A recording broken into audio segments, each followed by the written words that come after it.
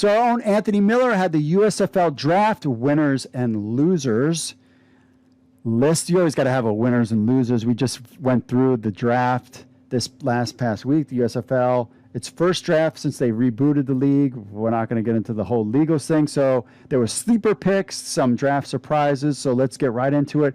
He said winners of the USFL Draft, Tampa Bay Bandits get a steal in Jordan Ta'amu.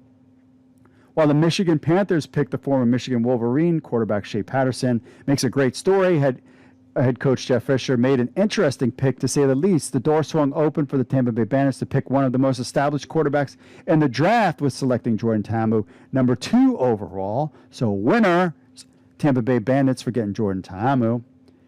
New Jersey Generals stacked at running back. While the quarterback position was a big topic, it was running backs on Wednesday who gained the most attraction from the offense. New Jersey Generals selected former Ohio State back Mike Weber, former Texas A&M back Trey Williams.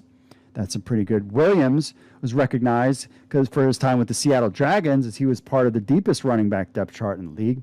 He also been a backup running back in the XFL and AAF with the San Antonio Commanders. Veteran to spring football, Williams gives the Generals depth they need. And while Weber has hopped around NFL the past 3 seasons, it was his play at Ohio State that gives the General fans some excitement. He ran for 2,772 yards, 24 touchdowns, and 3 playing seasons with the Buckeyes. New Orleans Breakers cornerbacks are coasting. Looking at the overall look at secondary, New Orleans put together one of the best secondaries in the USFL. Their top 2 picks in the secondary got them off a good start. With former Virginia Tech, go Hokies, corner Adonis Alexander, former Ole Miss corner Derek Jones. Both were selected in the 6th-round picks of the NFL and both played in regular season games. Manny Patterson, Jalen Embree both have NFL camp experience. Embree is a former product of the Spring League as well. Losers in the 2022 USFL Draft. New Jersey Generals picking Ben Holmes over Paxton Lynch. Ben Holmes has all the capabilities of being a successful quarterback, mobile, accurate, and a winner. He's proven that during his time with Tarleton State, as he only lost 2 games as starter. While he's not over 6 feet tall, he's got a lot of talent and potential to be a solid starter in USFL. But New Jersey missed out on getting a quarterback who has played at the highest level, and that's Paxton Lynch.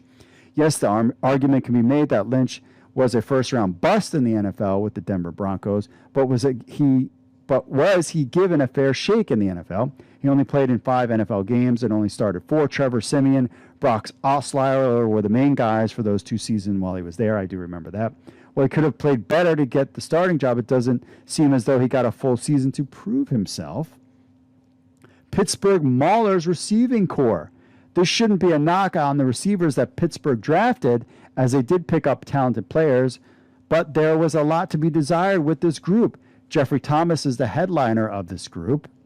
Thomas was the first receiver chosen for Pittsburgh and played at the biggest school with University of Miami. While he's under 6 feet tall, speed is his name of his game, a 4.45 40 dash. Most of the other receivers are in the same boat as Thomas, where they might have joined NFL camps, but no real playing time. Devon Hardaway has experience with Brian Woods, as he played with the Spring League for the Aviators.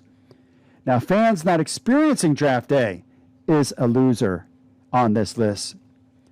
Why? Because fans got to enjoy the draft on social media. Fans got to enjoy tracking the USFL Draft from social media through Twitter. Most media outlets, like XFL News Hub, had live streams on YouTube with full coverage of all the picks.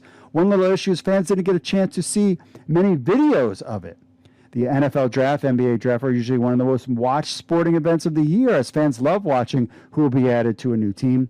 Fans had to be a little bit more patient, wait for their favorite teams to post on Twitter when they were picking. Not having it televised or streamed live from their social media was a missed chance to get more eyes on the league.